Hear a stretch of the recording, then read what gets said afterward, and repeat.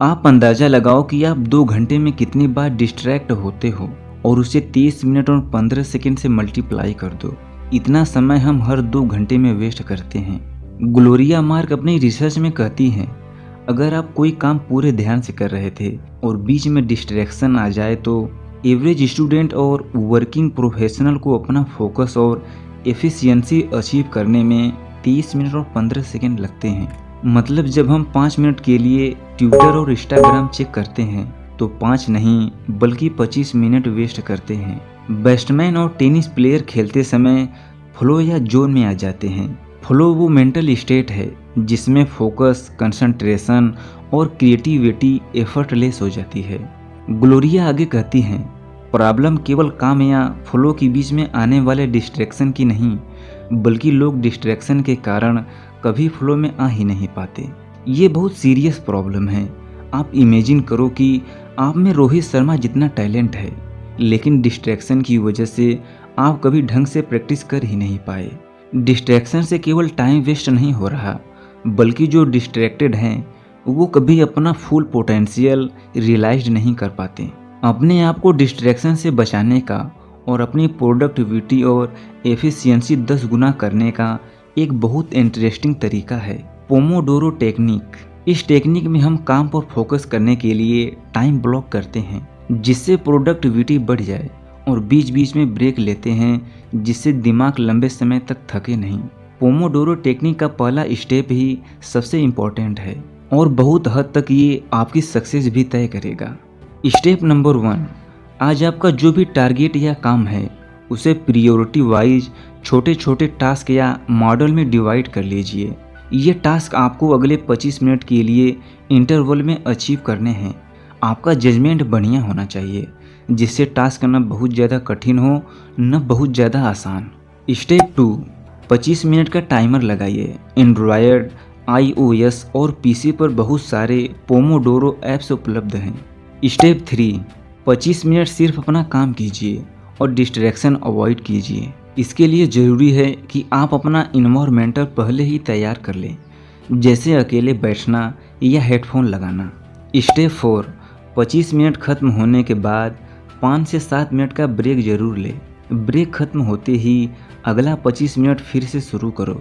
Step number 5, ऐसी 4 cycle से एक पोमोडोरो कंप्लीट होता है। एक पोमोडोरो खत्म करने के बाद 20 से 30 मिनट का ब्रेक जरूर लें। पोमोडोरो के कुछ और भी पॉइंट्स हैं जिन्हें आपको फॉलो करना जरूरी है। Point number 1, relax, refresh, recharge. हर 25 मिनट बाद ब्रेक लेना बहुत ज़रूरी है, चाहे वो 2 से 3 मिनट का ही क्यों ना हो।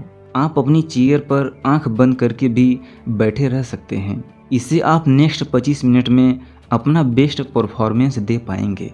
Point number 2, flexible timing, improve motivation. अगर आप कोई ऐसा काम कर रहे हो जो बहुत कठिन है या दिमाग थका देने वाला है, तब आप 25 मिनट से कम करके 20 और 15 मिनट की साइकिल भी बना सकते हो, क्योंकि हमारा गोल थकना नहीं बल्कि प्रोडक्टिविटी बढ़ाना है। Point number 3, make batches. जो एक जैसे काम है उन्हें एक पोमोडोरो में एक साथ करने से एफिशिएंसी बढ़ती है। जैसे सुबह के समय मैं लर्निंग और क्रिएटिविटी काम करना पसंद करता हूँ और लंच के बाद कम्युनिकेशन का काम। पोमोडोरो टेक्निक के 2 और बड़े फायदे हैं। पहला, आप कंसंट्रेशन और विल पावर बढ़ा सकते हो। दूसरा, काम के प्रति स्ट्रेस और फ्रस्ट्रेशन कम होता है। लगातार 1 साल पोमोडोरो यूज करने के बाद मैं क्या सीखा? पहला, जिस प्रोजेक्ट में मुझे 20 घंटे लगते थे अब उसमें 10 से 5 घंटे ही लगते हैं। दूसरा, क्लॉक की टिक टिक साउंड से और इंस्ट्रूमेंटल म्यूजिक से दिमाग बहुत जल्दी फोकस्ड हो जाता है। तीसरा, जब डीप वर्क में होते हैं तो कभी कभी पता भी नहीं चलता कि कितना समय हो गया और टाइमर खत्म हो गया। अगर आपके साथ ऐसा हो रहा है तो आप सही जा रहे हो। चौथा, अगर आप पोमोडोरो साइकिल में डिस्ट्रैक्टेड महसूस कर रहे हो तो अपने गोल से रियलिस्टिक और अर्जेंट बनाएं। इसको गोल्डी लक प्रिंसिपल कहते हैं। आपका टारगेट आपकी स्किल या कैपेसिटी से थोड़ा सा कठिन होना चाहिए और 25 मिनट में उन्हें अचीव करने की पूरी कोशिश करो। इससे आपको फ्लोर में आने में भी मदद मिलेगी। एक एग्जाम्पल लेते हैं। अगर आप 25 मिनट में 10 पेज पढ़ सकते हो तो आप इस बार 12 पेज पढ़ने की कोशिश करो। तो अगला सवाल है, एक दिन में कितनी पोमोडोरो साइकिल करना चाहिए? इसका मोटिवेशन जवाब होगा your effort should match your ambition.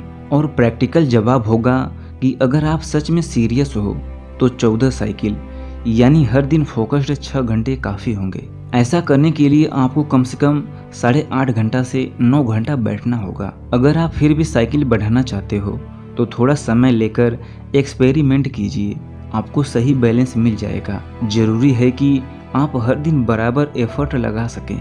मेरा चैलेंज है कि अगर आप ईमानदारी से हफ्ते के 6 घंटे एवरेज बना सके तो आप बहुत जल्दी अपने गोल की तरफ भागोगे। यदि परिवर्तन चाहते हो तो हमें फॉलो करो। धन्यवाद।